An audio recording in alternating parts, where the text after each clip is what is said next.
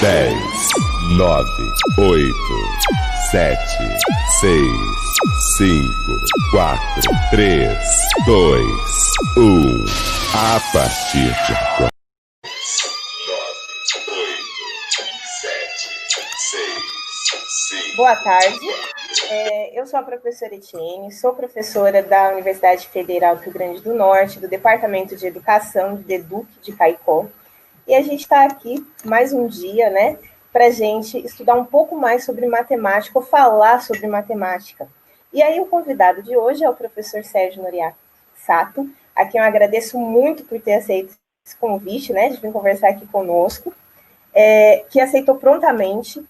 E eu quero agradecer já falando, né, porque essa parceria que eu tenho com o professor Sérgio se deu lá em 2009, ainda quando eu era mestranda, que eu fui para um evento de modelagem matemática. E aí eu sempre conto, acho que a maioria dos meus alunos que estão aqui presentes aqui, eles já ouviram a história sobre a dificuldade de emagrecer, que foi o trabalho que você apresentou lá no evento, né, compreendendo a dificuldade de emagrecer, modelagem matemática, e é um material que eu uso muito durante as aulas, porque é muito rico, né? Eu acho que é extremamente interessante para quem está querendo aprender um pouco de modelagem matemática. Então, apresentando o professor Sérgio, ele possui graduação em Ciências Físicas pela Universidade de Guarulhos, tem experiência na área de educação com ênfase em educação, atuando principalmente nos seguintes temas: tecnologia educacional, modelagem matemática, educação matemática e modelação.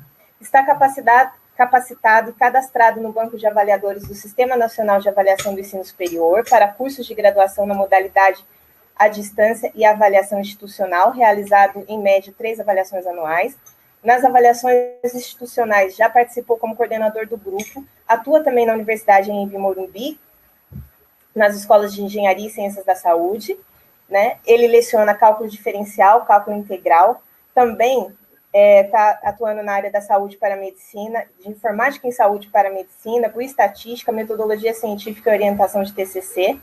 Também atuou entre 1994 e 2010 como membro de comissão própria da avaliação de CPA da Universidade de Guarulhos. E aí, o professor, se eu não falei alguma coisa, eu peço que o professor Sérgio se apresente também, eu complemento a apresentação. Eu quero agradecer mais uma vez o professor Sérgio, quero agradecer todos os meus alunos que estão aqui, né, que estão fazendo parte desse momento, que vai ser muito rico para as nossas discussões em sala de aula, mesmo que virtual, né? Então, obrigado, professor Sérgio. Esteja à vontade para começar. Muito obrigada. Boa tarde, Etienne. Boa tarde a todos que estão aqui com a gente, de alguma forma conectados aqui nesse novo normal, nessa nova realidade, né? Etienne sempre muito gentil, né, em fazer convites para que a gente possa bater um papo. Hoje vamos bater um papo sobre calendários.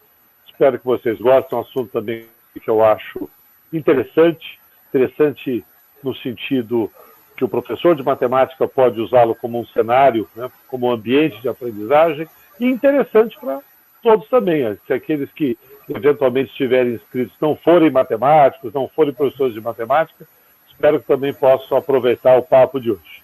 Quero mais uma vez agradecer a Universidade Federal do Rio Grande do Norte, através da professora Etienne, pelo convite, e toda a equipe que fica por detrás para que esse evento possa acontecer, com destaque ao colega Messias, né, o monitor Messias aí, que está dando uma força para a gente. Muito obrigada. Bom, então, vamos aguardar o Messias. Ele vai mudar aqui a tela, nós estamos aguardando. Isso, vai colocar para a gente, acho que, uma sequência de slides. Vamos ver lá. Opa, está mudando. Opa, beleza. Olha lá. Muito bem, gente. O que a gente está propondo hoje, nesse nosso bate-papo, é falar um pouquinho de calendários, uma coisa até banal do nosso cotidiano, né? Precisamos de calendários para marcar que essa live acontecesse, que esse evento acontecesse, né? Se nós não soubéssemos que hoje é 2 de setembro, vocês não estariam aqui participando, eu não estaria aqui tentando apresentar essa minha visão, digamos assim, sobre calendários. Então, calendários são fundamentais. Não passa dia, não passa semana, não passa período que a gente não tenha que de alguma forma, usar calendários. E o calendário pode ser um ambiente de aprendizagem interessante para a matemática, porque ele tem várias propriedades matemáticas e que muitas vezes não damos bola. Você sabe que há muito tempo, quando eu comecei a pensar em usar calendários como ambiente de aprendizagem, surgiu coincidentemente uma situação em sala de aula. Eu estava no ensino médio, alunos de terceiro ano do ensino médio, quando naquela oportunidade alguém disse: semana que vem tem um feriado, vai cair no dia tal, alguma coisa assim, né? Que o feriado seria, digamos, como o 7 de setembro, né? Que será na próxima semana, segunda-feira. Que bom, então o feriado vai esticar o final de semana, digamos assim, usando esse exemplo do 7 de setembro desse ano. Aí eu disse alguma coisa do tipo: mas ano que vem vai ser melhor, porque vai cair na terça-feira. Quem sabe emenda a segunda, o fim de semana fica mais comprido ainda. Vários alunos deram risada daquilo, mas alguém disse assim: professor, nós nem passamos por esse feriado, o senhor já está pensando no do ano que vem e sabe que o do ano que vem cai na terça-feira? Falei, lógico, né? Se o desse ano cai na segunda, o ano que vem não é bissexto, então vai cair na terça-feira. E todo mundo começou a olhar para a minha cara, até quem tinha dado risada da piada, começou a olhar para a minha cara dizendo assim: como é que ele sabe que cai esse ano na segunda, ano que vem na terça-feira? Aí alguém talvez perguntou: e no outro ano, cai quando? Eu falei: no outro ano, 2022, nesse meu exemplo, aí vai cair na quarta-feira. Mas como é que o senhor sabe? E eu fiquei impressionado com o fato de que aquela turma ia prestar processos seletivos, ia fazer vestibulares e não sabia uma propriedade super básica dos calendários. No ano comum, então esse nosso que nós estamos, 2020, que não tem nada de comum esse ano, né? Mas que é bissexto, tem 366 dias, né? Mas o ano que vem, 2021, tem 365, não é bissexto. Aí o que tem isso a ver? Ora, 364 é múltiplo de 7. São exatas, em 364 dias, são exatas 52 semanas. Ou seja, de hoje até 364 dias no futuro, será exatamente uma quarta-feira como hoje. Mas daqui a 365 dias, ou seja, 2 de setembro de 2021, não vai ser uma quarta-feira, vai ser uma quinta, porque exatamente é um ano comum de 365 dias. Vai ter um dia a mais, não é verdade? Quer dizer, é assim que funciona, né? É simples. Aí eu comecei a pensar, poxa vida, se eles não conhecem essa propriedade, que é super simples, de um calendário, e as outras? Será que eles sabem? Né? Vamos tentar entender isso um pouquinho, pedir para o Messias saltar aí um slide para a gente. Então, estamos mostrando aqui um slide. Deixa eu dar aqui uma atualizada no meu também aqui. Lembrando que nós usamos calendários porque a alternância de dias, né, dos períodos de claro e escuro, um dia você acompanha fácil, 2 você acompanha fácil, mas passado um pouquinho mais, já fica difícil. Nós temos uma facilidade de reconhecer uma quantidade, 2, 3, mas a partir daí fazemos confusão. Se não tivermos nenhum sistema, nenhum dispositivo, nenhum mecanismo para acompanharmos o passar dos dias e das noites, nos perdemos no tempo. Mais um saltozinho, por favor, no slide. Eu acho que todo mundo já viu isso em algum filme antigo, né? Talvez até de piada, né? Ou então sério, talvez um documentário, quem sabe, as paredes de uma cela, de uma prisão marcadas, que é uma maneira que tem lá o prisioneiro, por exemplo, de acompanhar quanto tempo que ele está preso, há quantos dias ele está preso. Esse é um sistema simples, né? Faz um risquinho quando o sol nasce, outro risquinho quando o sol nasce no outro dia. Fazemos riscos inclinados para agrupá-los, porque também se ficar um monte de risquinho solto na parede, a gente não consegue acompanhar. É basicamente disto que os calendários tratam. Organizar os dias em grupos. Afinal, se você encontrasse uma gaveta cheia de moedas, qual é a primeira coisa que você faz para saber Quanto de dinheiro tem naquela gaveta? Vamos imaginar muitas moedas. Tem dezenas, aparentemente, centenas de moedas nessa gaveta. A primeira coisa que você faz é agrupar essas moedas. Então, o que o calendário faz? Ele agrupa os dias em semanas, agrupamos os dias em meses, agrupamos os meses em anos, para que nesses conjuntos maiores nós consigamos controlar, de certa forma, entre aspas, controlar a passagem do tempo, acompanhar, na verdade, a passagem do tempo. Tá? Muito bem. Mais um slide, por favor. Aqui estamos falando das... Opa, mexer aqui um pouquinho, desculpa. Então, o calendário é isso que a gente acabou de falar aí, né? O calendário é um dispositivo para que a gente consiga fazer a arrumação dos grupos de dias, dos períodos de tempo, dentro de períodos maiores. Outro slide, por favor. Ok. Estamos mostrando aí alguns períodos de tempo, quanto eles valem em dias. Não se assustem com os números não são tão importantes, mas o que é mais importante nesses dados é que esses números não são inteiros.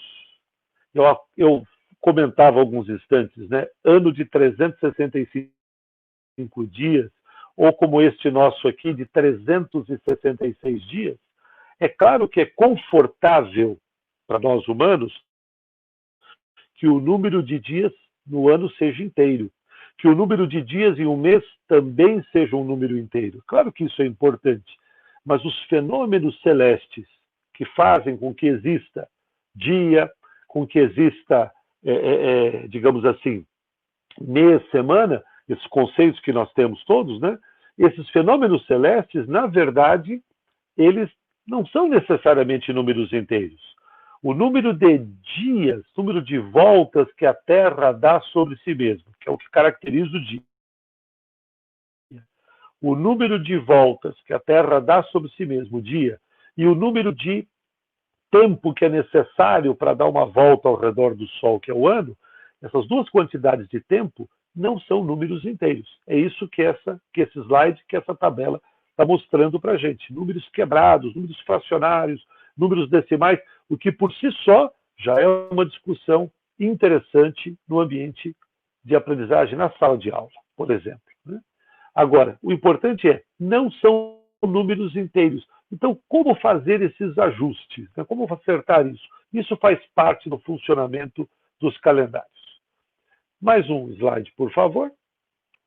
Aqui temos os vários tipos de calendários que existem, né? Calendários que envolvem o Sol, como o que nós usamos. O que nós usamos envolve o Sol, é um calendário solar. O calendário lunar, né, que envolve movimentos da Lua, e a combinação lunisolar, e até outros calendários, como o antigo calendário egípcio, que usava, na verdade, as cheias do rio Nilo para fazer os ciclos de tempo. Então, o período de inundação, o período de seca, o período de plantio, você usava, né, outros fenômenos para moldar ali a passagem do tempo. Próximo, por favor. Ok. Então, aí está destacando um dos primeiros calendários que nós temos registro, que é o calendário sumeriano ou sumério. Ele admitia que o ano tinha 360 dias. Isso significa que alguém parou um dia lá e vamos contar quanto tempo leva, preste atenção no que eu vou dizer, para o Sol dar voltas ao redor da Terra. Evidentemente que a gente sabe, né, que a Terra é que gira ao redor do Sol. Mas lá nos tempos antigos, que se imaginava, que era mais natural, é que era o Sol que girava ao redor da Terra. Não vamos entrar aqui nas discussões de movimento relativo, mas imaginando que é o Sol que gira ao redor da Terra, as pessoas começaram a perceber que a cada dia o Sol se deslocava um pouquinho, mais alto no horizonte, mais baixo no horizonte, fazia sombras mais longas, digamos, perto do horário do almoço, sombras mais curtas. Então alguém se predispôs a, vamos contar quanto tempo leva, quantos dias leva para o Sol, saindo de uma posição no horizonte, retornar a exatamente a mesma posição.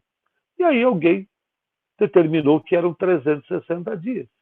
Você sabe, temos anos de 365, 366, mas se pensou no passado que o ano teria 360 dias.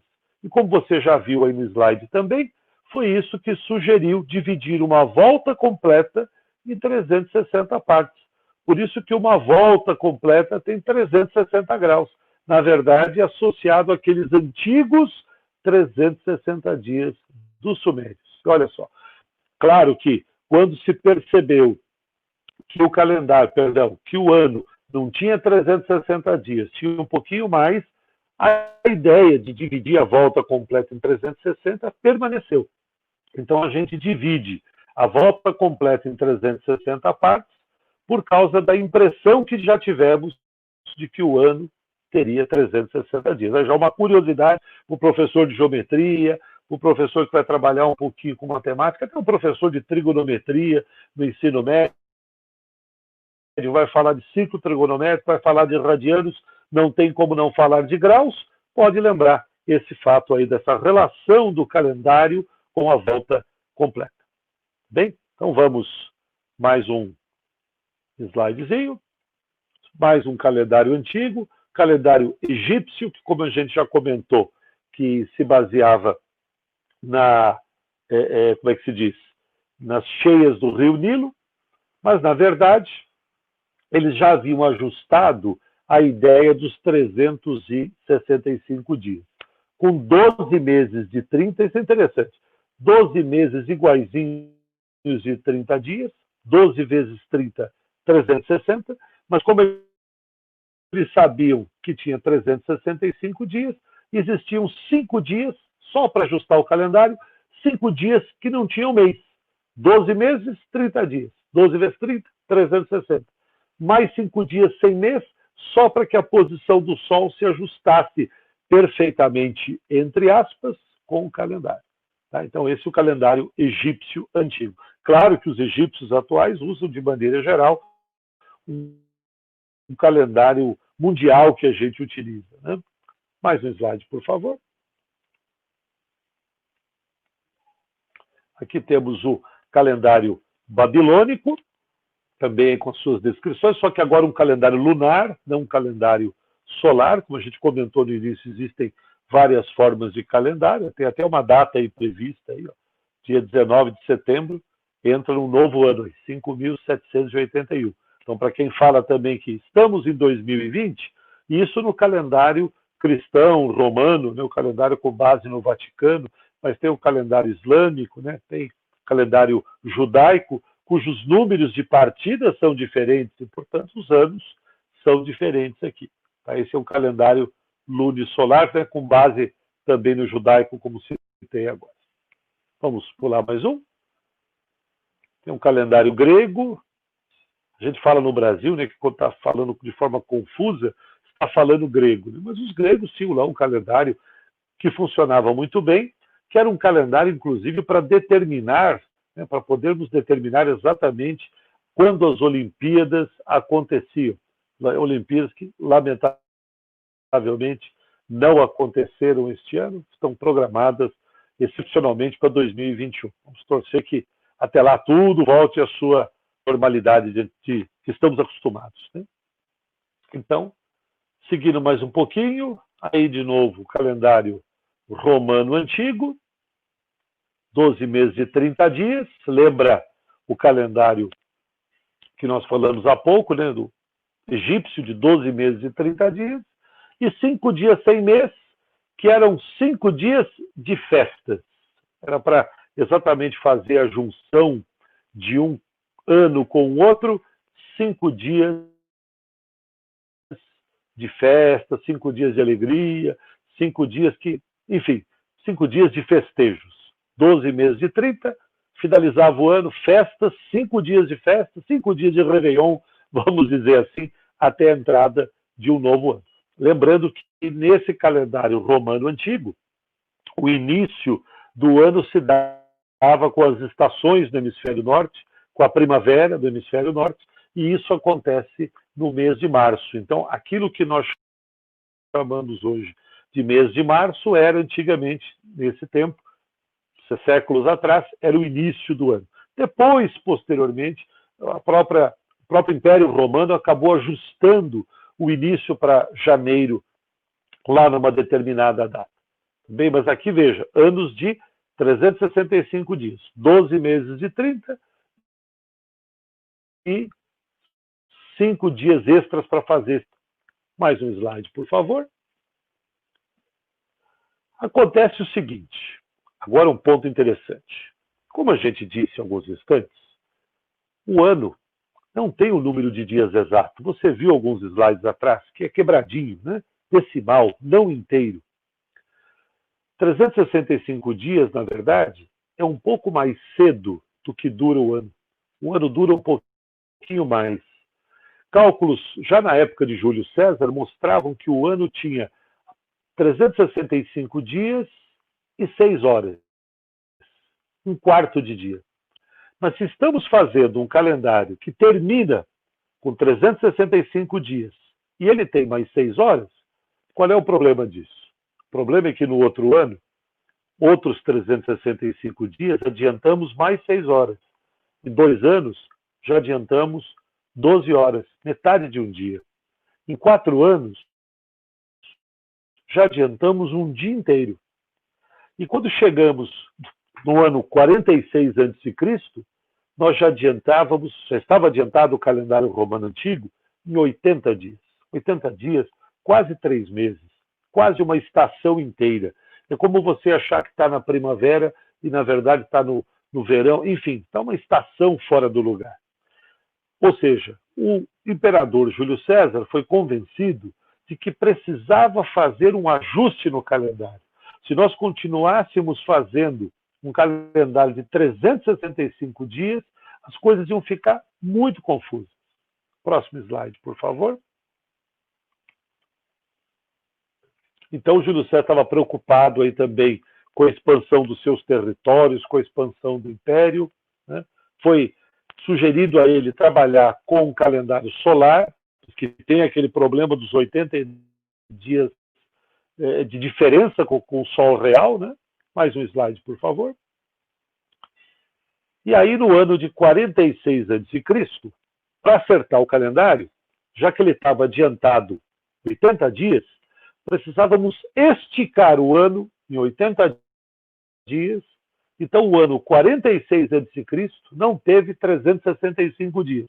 Ele teve 445 dias, conhecido na história como Ano da Confusão. Olha só, foi o ano mais longo da história. Aquele ano foi cumprido. E você está achando que esse 2020, que nós estamos vivendo, está cumprido, que esse não acaba nunca? Pois é, 46 a.C., no governo de Júlio César, o ano tinha que ter 445 dias, para que o calendário romano e a posição do Sol se ajustassem.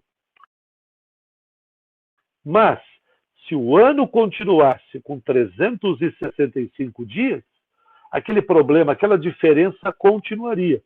Então, o que foi feito? Como a cada 4 anos se adiantava o calendário um dia, a cada 4 anos a ideia foi, vamos acrescentar um dia a mais, o chamado ano bissexto, que muita gente acha que bissexto quer dizer 2/6. Olha aí uma outra curiosidade. Bissexto parece que a palavra quer dizer 2/6. 366, 366, 2/6. Não, não é isso não. Lembra que no final do sistema romano antigo tinham 5 dias de festas, 12 meses de 30 dias, 360. E 5 dias para fechar o ano, 365. A ideia de acrescentar um dia a mais seria um dia a mais naqueles 5 dias de festas.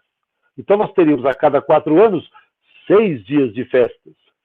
Aí o pessoal aí topou, né? Um dia a mais de festas.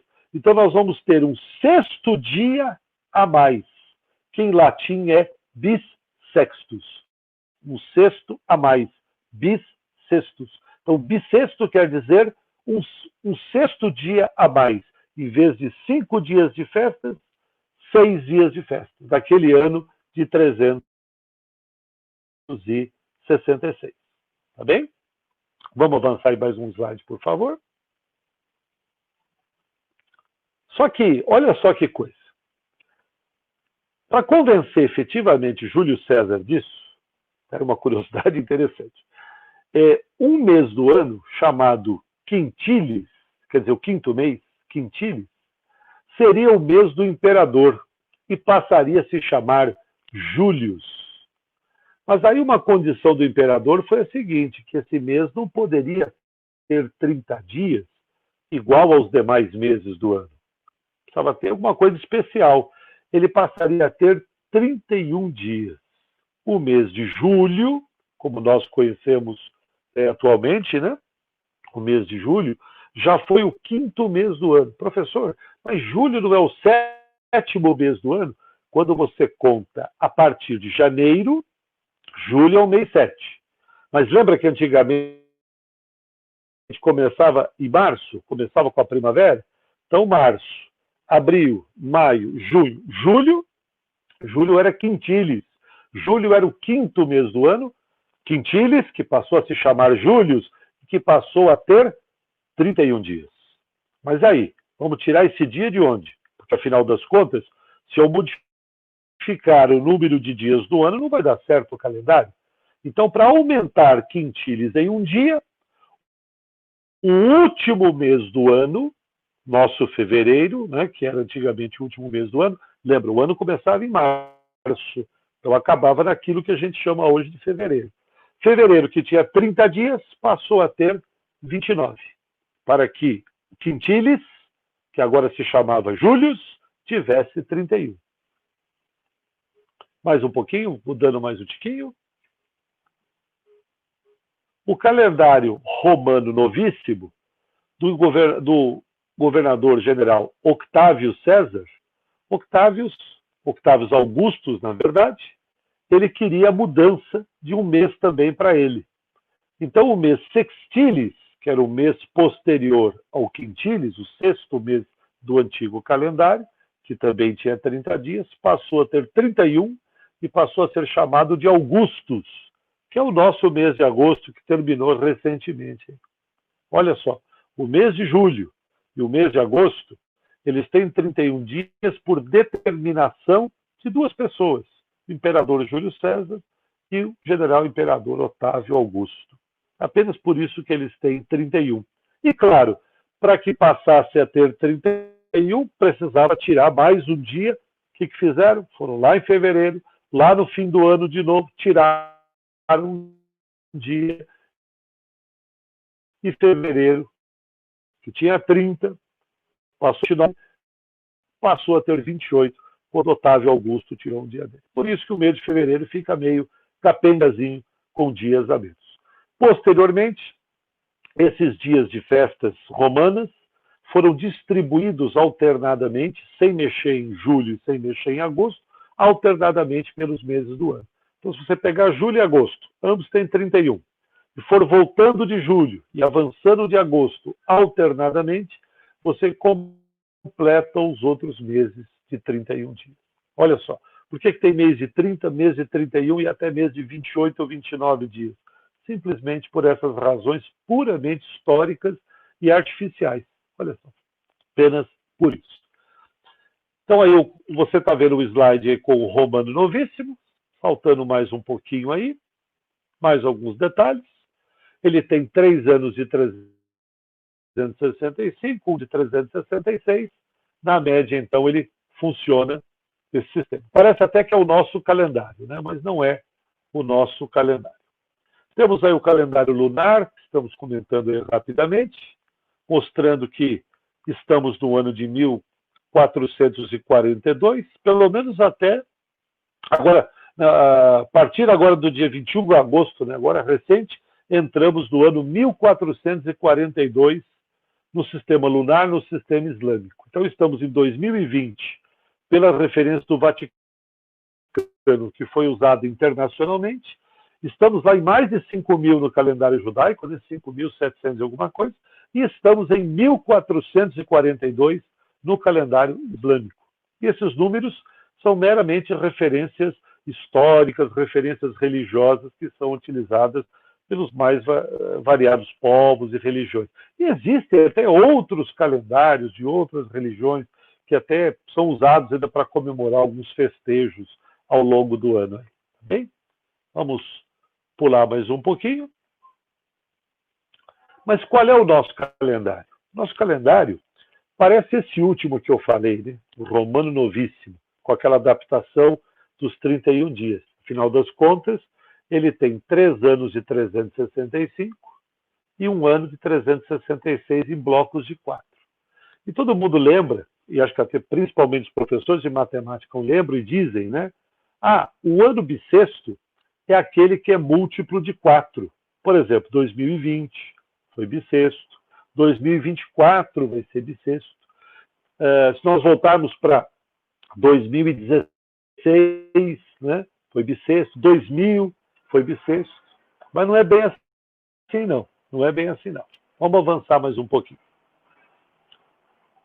Mais um slide. Isso. Olha só esse número quebradinho que aparece aí, que apareceu nos primeiros slides também. Ocorre que o ano possui 365,24, 21, 99 dias.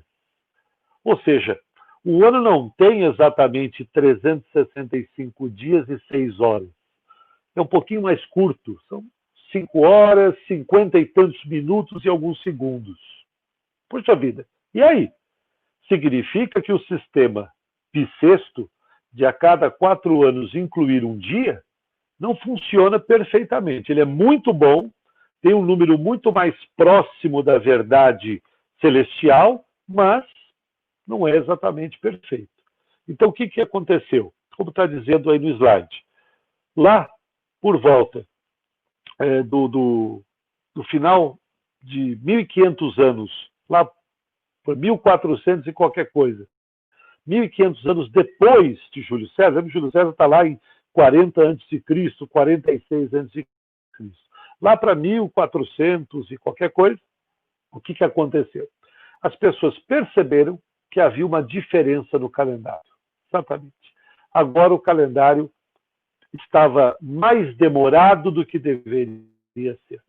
No tempo de Júlio César, 365 dias era muito curto, mas 365 dias e 6 horas é muito longo. Passava alguns minutos do correto. E o resultado prático é que, por volta ali do século XV, na época do Papa Gregório XIII, o nosso calendário estava o quê? Ele estava atrasado cerca de 10 dias. Atrasado achávamos que estava num determinado dia, mas na verdade o calendário deveria estar marcando 10 dias a mais. E o Papa Gregório XIII se encarregou dessa mudança de 10 dias. Aqui no slide seguinte, nós temos a transformação do número decimal numa aproximação com frações, com números inteiros, o que é uma outra discussão interessante em sala de aula, né? A conversão de decimal para representação fracionária. E aí temos uma montagem interessante. E nessa montagem a gente percebe o seguinte, que a cada ano preciso acrescentar 1/4. Né? Mas eu preciso tirar 1/100 e acrescentar 1/400.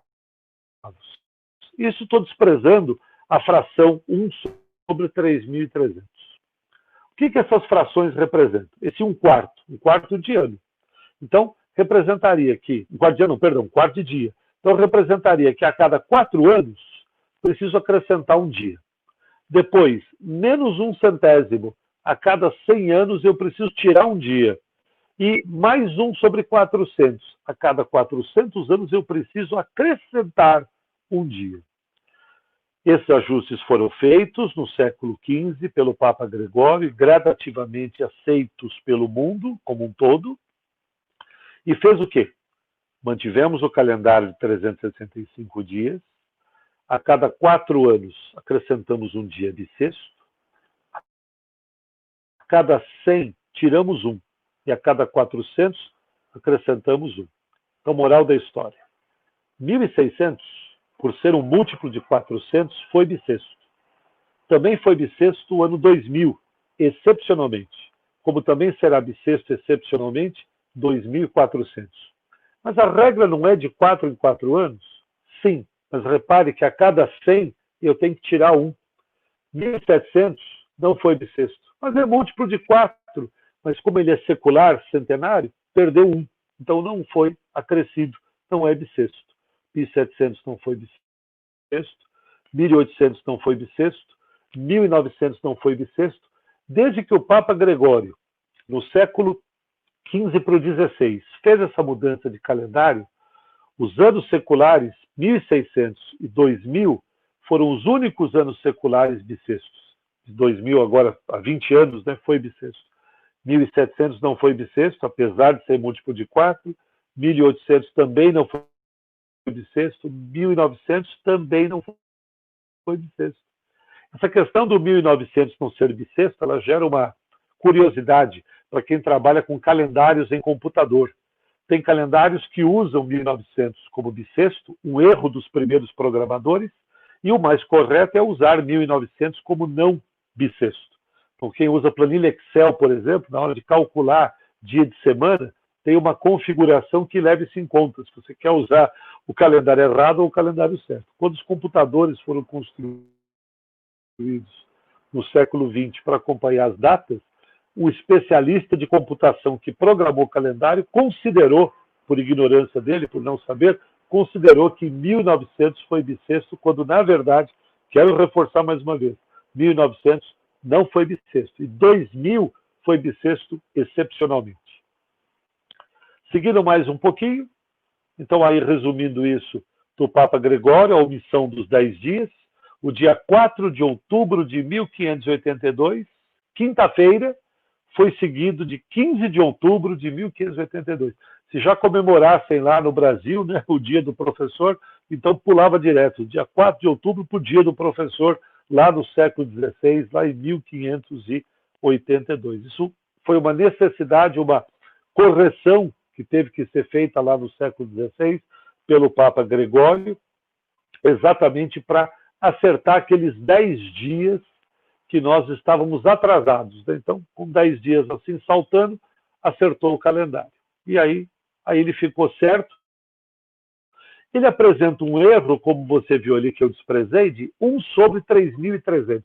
Ele tem um erro de um dia a cada 3.300 anos. Mas se considera que isso é desprezível e se corrige isso de uma outra forma, na verdade, eletronicamente hoje em dia. Então, hoje o nosso calendário ele está eletronicamente, que é como nós usamos, né, ajustado ao movimento da Terra, ao movimento da Terra em torno de si mesma, da Terra ao redor do Sol. Mas você tem que fazer uma correção fracionária de tempo por ano.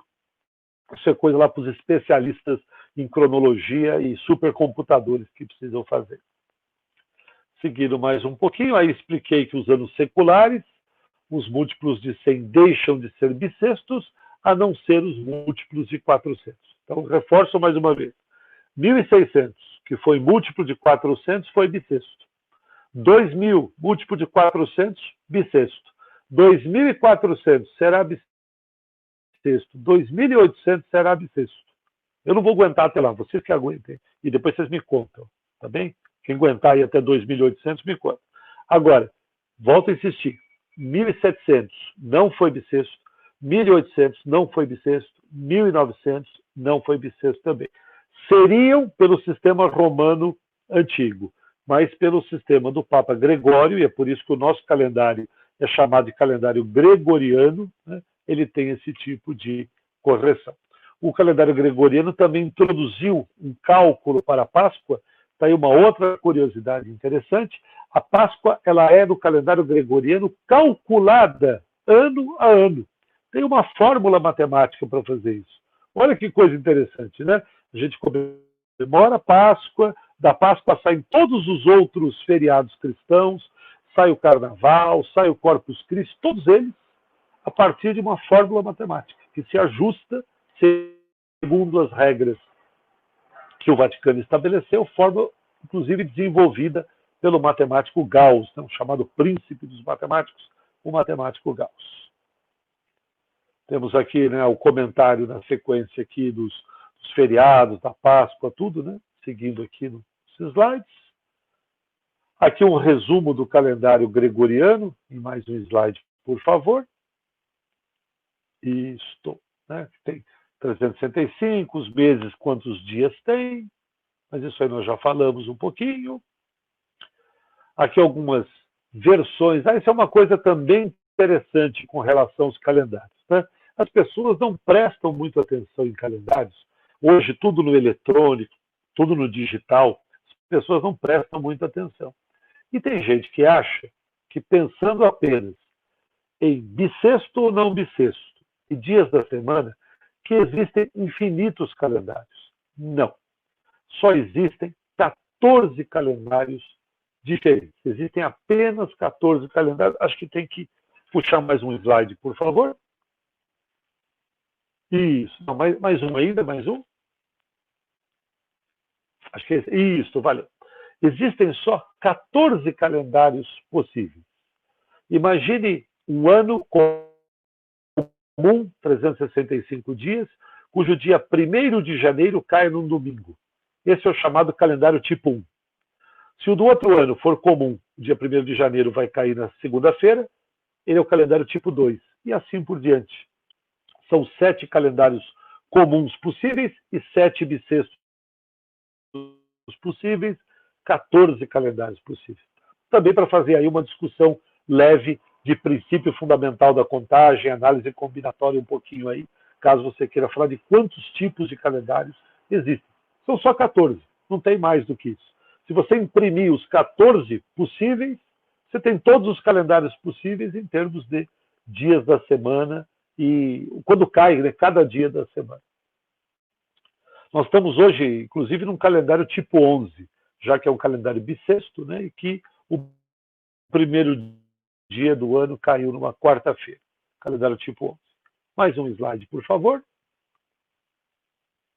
Isso. Sexta-feira 13. É uma coisa que as pessoas às vezes ficam muito preocupadas, até porque no lançamento pela Organização Mundial da Saúde da pandemia mundial, isso foi feito no final de semana ali de 16 de março, 16 e 17 de março, que foi segunda e terça-feira. 13 de março foi sexta-feira 13. Já teve aqueles memes, né, avisando que, olha só, a pandemia chegou no 13 de março. Vamos lembrar que ela já tinha chegado na Europa antes, já tinha chegado na Ásia antes, né? Mas aqui para nós ela chegou de fato pertinho de um 13 de março, o 13 de março, que foi uma sexta-feira.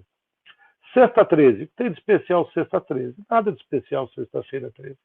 Eu falei que tem 14 tipos de calendário, e todos eles têm sexta-feira 13. Portanto, todo ano tem sexta-feira 13. Tivemos em março, se não me falha a memória, agora em novembro temos novamente uma sexta-feira 13. Então, sexta-feira 13 é uma coisa comum, tem em todos os calendários, né? 2018 teve, está escrito aqui 2020, março e novembro também. Ano que vem tem agosto. 2026 tem 3 meses que tem sexta-feira 13. Então, não tem nada de especial sexta-feira 13. Todo ano tem mais de um mês por ano, geralmente mais de um mês por ano. Vamos virar mais um pouquinho, mais um slide, por favor. Esse aqui. Você já recebeu esse meme, talvez em alguma rede social, de que a cada 800 e tantos anos existe um mês que tem 5 sextas, 5 sábados, 5 domingos? Isso é uma tremenda bobagem. Existe mês que tem 5 sextas, 5 sábados, 5 domingos? Tem.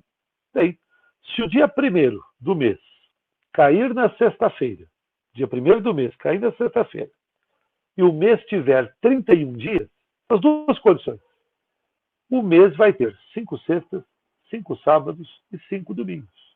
Isso acontece todo ano. Todo ano tem. Isso acontece toda hora. Não é a cada 823 anos. Tá? Eu não entendo muito bem de onde essa bobagem surgiu. Já ouvi alguns comentários, mas que acontece a cada 800 e tantos anos? Bobagem. Fake news, né? Fake news. Tá? Então isso é uma coisa legal também para discutir algumas confusões que as pessoas fazem em relação a calendários e que nós, professores, nós pessoas que estamos ajudando a orientar os mais jovens, não podemos deixar que caiam nessas bobagens. Tá? Essa coisa de 5 sextas, 5 sábados, 5 domingos, que acho que chama mês money bag, alguma coisa assim, tem toda hora, tá? Tem todo ano. Aqui eu estou colocando as condições para isso. Olha só mais um slide, por favor. Isso, obrigado. Então veja lá. Eu acabei de falar. Meses que tem 31 dias, primeiro dia do mês seja sexta-feira, acontece. E nos calendários tipo 6 e 13, acontece 2 vezes. Não acontece, olha só que interessante, não acontece em calendário tipo 2 e tipo 8. O tipo 2 é aquele ano comum, cujo dia primeiro cai na segunda-feira. Aí esse ano não tem essa coisa das 5 sextas, 5 sábados, 5 domingos. E o tipo 8 também isso acontece, porque o tipo 8 já é um bissexto. Nós estamos no tipo 11, no tipo, qual que era mesmo que estamos? 2020? 2020 é um tipo 11, né? Então, o tipo 11 acontece essa coisa de 5 sextas, 5 sábados, 5 domingos, mas é uma outra bobagem inventada aí pelo povo. Mais um slide, por favor. Esse slide agora interessa bastante aos professores de matemática, porque ensina a calcular a data da Páscoa. Tá? Ensina a calcular a data da Páscoa. Nessas formulinhas que aparecem algébricas, muito simplesinhas, esse R quer dizer resto. Então, para calcular ali o coeficiente A, você pega o ano, com 4 dígitos, 2020, divide por 19. Mas o importante não é o quociente, mas o resto da divisão. Tá certo? Então, pega esses restos todos, faz aquela divisão tradicional com resto, aquela divisão de quociente inteiro, pega o resto dessa divisão, segue esses passos, segue essa formulinha e você calcula a data da Páscoa. Vira para mim mais um slide, por favor. Eu fiz os cálculos para 2021. Lembrando que esses números, 7, 1, 5, 7, 6, são restos daquelas divisões do slide anterior. E aí sabemos que ano que vem a Páscoa cairá no dia 4 de abril, com o Carnaval caindo no dia 16 de fevereiro. Olha só, você não precisa consultar um calendário. Você pode calcular isso a partir das fórmulas mostradas no slide anterior. Seguindo mais um slide, eu também deixei pronto para 2022. Eu imagino que depois, para os alunos da Federal, pelo menos, os slides poderão ser disponibilizados a vocês. Né? Olha aí, daqui 2 anos a Páscoa cai em 17 de abril e o Carnaval em março, no dia 1º. Você pode calcular isso. A única limitação dessas fórmulas é que elas valem até 2099. Para 2100, elas precisam sofrer um ajuste, por causa de que 2100 não é bissexto. Lembra lá atrás? 2100 não é bissexto. Então tem que fazer um ajustezinho aí. Mas faz o seguinte, vai usando essas fórmulas até 2099. Quando chegar lá perto de 2099, você manda uma mensagem para mim e eu mando a correção da fórmula caso você não consiga. Lá em 2098, 99, por aí mais ou menos. Seguindo a mais uma curiosidade, já estamos finalizando, sei que estão cansados. Essa data, 21 de abril de 1957, ela aparece em algumas fake news de internet, como dizendo que foi a primeira vez que a Páscoa e a data do feriado de Tiradentes coincidiram. 21 de abril foi um domingo de Páscoa, em 1957. Isso não é verdade porque a data em comemoração, na verdade, foi ajustada em 1965. Então, 57, isso é bobagem. E depois que ela foi criada em 65, no ano passado foi a primeira vez que o Tiradentes e a Páscoa caíram na mesma data. A próxima vez que isso vai acontecer é em 2030 e depois em 2041. E apesar de parecer aí um intervalo de 11 anos, não é um intervalo de 11 anos. Tá? Ele se altera com o passar do tempo. Mas em 2030 e 2041, o dia de Tiradentes coincide com a Páscoa. Mais um slide, por favor. Aqui temos uma coisa que o pessoal gosta muito, né, de feriado, quando é que cai feriado e tal. Então aqui tem a ideia do feriado de 21 de abril cair na terça-feira. porque cai na terça-feira e emenda segunda. Mas se 21 de abril é terça-feira, a Sexta da Paixão é 17 de abril. Então é um super feriadão. 17 de abril, Sexta-feira da Paixão, feriado. Sábado, domingo de Páscoa. Segunda-feira a gente dá uma enforcadinha. E na terça-feira, Tiradentes, feriado nacional, 21 de abril. Dá um super feriadão. A última vez que isso aconteceu foi em 92, tá? Mas agora, lamento informar, só em 2071. Isso acontece? Acontece. Por causa das regras da Páscoa, do deslocamento da Páscoa, só vai acontecer em 2071. Se alguém não se lembrar, tenho certeza que alguém vai lembrar você na época, mas qualquer coisa de novo. Manda um e-mail para mim que eu aviso que vai acontecer, tá bom? Se eu durar até 2071, né? Estou achando difícil.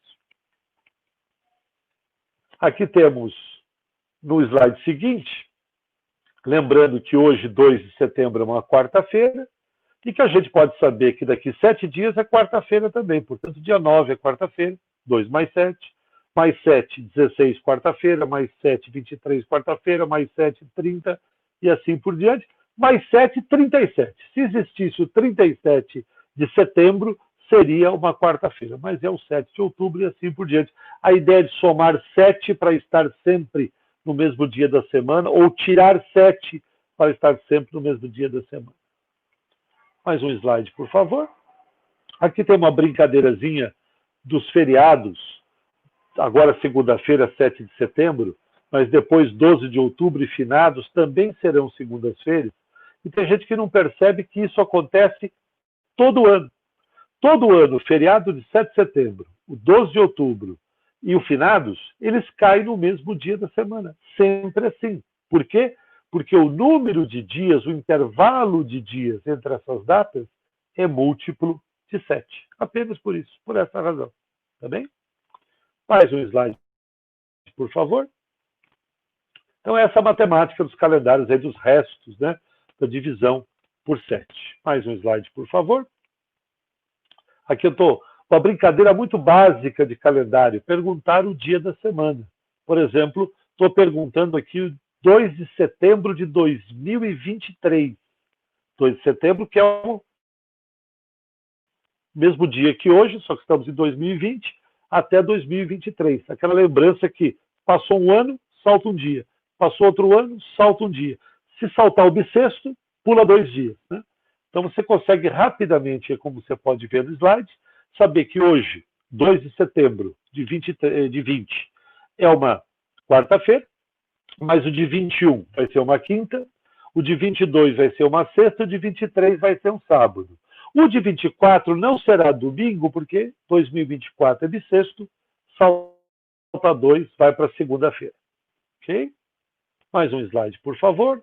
Aqui também uma brincadeira para saber o Natal de 2030. Segue mais ou menos essa ideia de saltar até aquele ano e depois analisar o resto. É um bom exercício para mexer com as operações básicas, adição, subtração, multiplicação, divisão por 7, sempre uma divisão que tem algum desafio, né, dividir por 7. E por falar em divisão por 7, mais um slide, por favor. Obrigado. Estamos aqui, deixa eu ver. Sim. A divisibilidade, e aqui estamos falando com professores de matemática, que com certeza conhecem bem as regras de divisibilidade. E quando a gente fala de calendário, semana, 7 dias, muita gente pensa assim, que pena que não tem um critério para dividir por 7. Né? Tem por 3, por 6, por 8, com esses todos que você está vendo aí na sua tela. Mas por 7 não tem. Não tem. Você não sabe? Tem sim. Tem um critério para dividir por 7, para saber se o número inteiro é divisível por 7? Tem. Não é muito popular, mas existe sim. Vamos passar mais um slide, por favor? Obrigado. Aqui eu estou fazendo um teste se o número 8.492 é divisível por 7. Claro que você pode dividir, né? Faz a chavinha, divide, pega uma calculadora, divide. Mas você pode fazer essa brincadeirazinha bem bonitinha. Separa o último dígito, dobra e subtrai do número anterior. Pode repetir o processo. Vamos passar mais um slide, por favor, que acho que fica mais visual. Olha lá, 8.492. Separa o último dígito. desce ele dobrado e subtrai do número de cima, 849. Sobra 845. Repete o processo. Separa o último algarismo, desconta ele dobrado. Até chegar ao número que você consegue decidir se é múltiplo de 7 ou não. 74. 74 não é múltiplo de 7. Se fosse 70, sim. 77, sim. 74 não é múltiplo de 7. 845 também não é. 8.492 também não é. Então, separando o último dígito, descontando ele dobrado, você pode chegar a um resto que permite você saber se o número original, se os restos no caminho são múltiplos de 7 ou não. Uma brincadeira legal. Eu tenho essa demonstração algebricamente apresentada em congresso. Também, se alguém quiser depois, eu envio a demonstração algébrica desse processo. Mais um salto. Tem uma regra interessante por 19, que eu estou comentando aqui por mera curiosidade, porque ela lembra muito a regra do 7. Só que em vez de dobrar e tirar, a gente dobra e soma. E se o número final for múltiplo de 19, o original também era. Fica de brinde aí para os professores de matemática. E tem umas regras legais para 19, para 21, para 33, 31. Os números 17 também tem uma regra legal. Mais um slide, por favor. Isto. O número de dias entre duas datas, pelo menos o número aproximado, pode ser calculado por essa fórmula. Então, discutir essa fórmula é interessante, como é que se chegou a ela, e fazer o cálculo aproximado, também um exemplo de aplicação aí nas aulas de matemática. Mais um slide, por gentileza. Para quem usa Excel, coisa mais simples saber a diferença entre duas datas, né? Você coloca uma data numa célula, coloca uma data na outra e faz a diferença entre as duas células. Excel ou equivalentes, né? Planilhas equivalentes fazem isso. Aqui eu estou lembrando de um calendário também, não era nem uma coisa tão importante, mas o calendário de Scaliger é um calendário que conta, faz a coisa mais básica. Hoje é dia 1, amanhã é dia 2, outro é dia 3, e não para de contar os dias. No último dia 20 de agosto, estávamos no dia 2.459.095. Esse calendário é usado pela União Astronômica Internacional para marcar os eventos astronômicos de um ano. Curiosidade histórica aí dos calendários. O último slide com sugestões do que pode ser feito como atividades, determinar o tipo do calendário, ver se tem sexta-feira 13, comparar duas datas, descobrir o dia da semana de uma data próxima, de uma data distante. Faça isso até usando calendários velhos para vocês testarem, né, se o resultado encontrado bate com aquele calendário velho, mas pode usar um computador, uma agenda eletrônica para acessar também essas datas todas aí. Tem softwares que fazem isso. Mais um slide, por gentileza. Que é o meu grande recado, que não tem mágica em calendários, são dispositivos de cálculo. Calendários são apenas uma forma de computação matemática. Esse é o último slide. Eu peço desculpas se eu fiquei um pouco afobado, eu estava olhando um pouquinho o relógio, preocupado com o horário, né? Desculpa se ficou nessa versão, né, nesse modo que a gente faz online, fica meio corrido, às vezes eu estou falando, não estou vendo as pessoas, e às vezes no auditório, quando a gente está olhando para o olho de alguém, a gente recebe um feedback que permite, às vezes, né, fazer mais um comentário ou outro. Desculpe se ficou cansativo, porque para quem fala, o assunto é interessante, então não fica cansativo. Mas para quem está ouvindo, às vezes, não é tão interessante, fica um pouquinho cansativo. Obrigado mais uma vez, Etienne, pela ajuda. Messias foi mestre para a gente aí.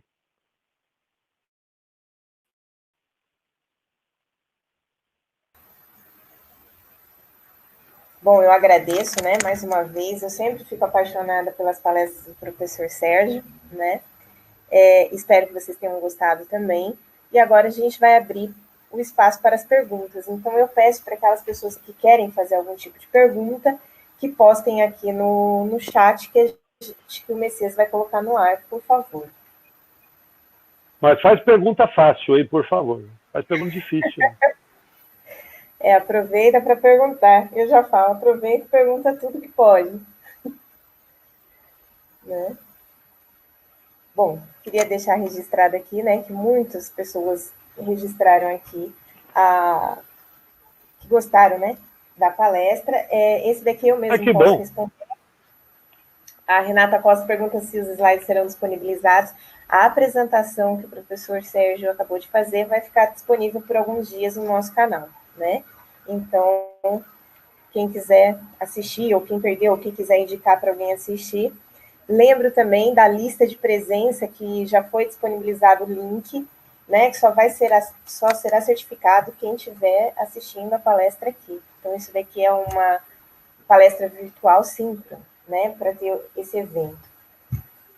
Qualquer dúvida também pode mandar por e-mail, que a gente responde, eu passo para o professor Sérgio.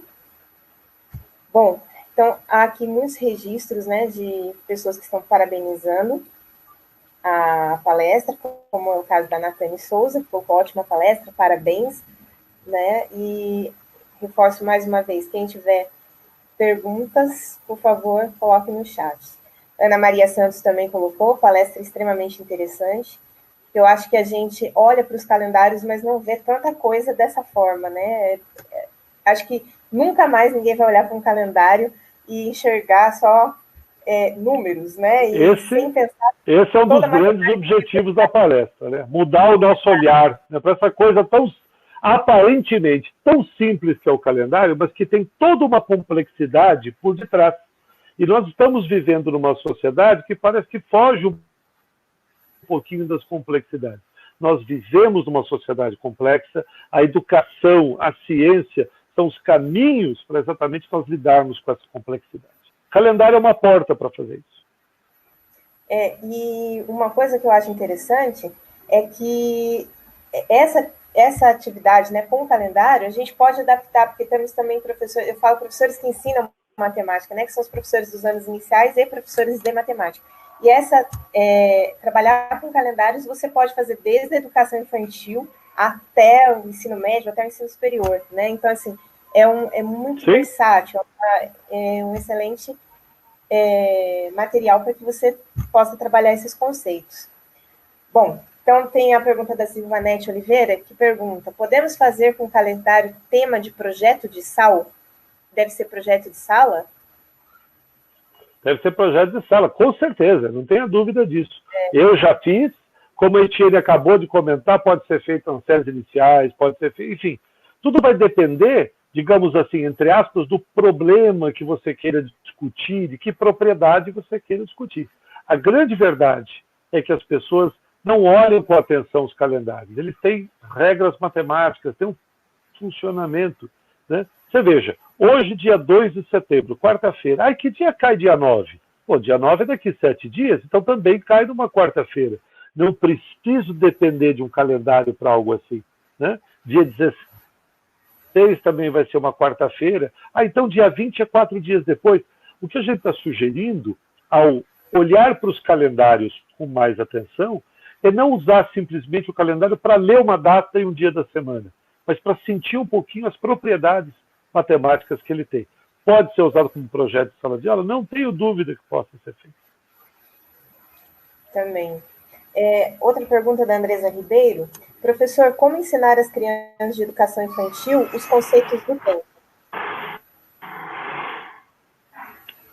Realmente, eu diria para você, querida, que até quando somos adultos, somos traídos por essa questão do tempo.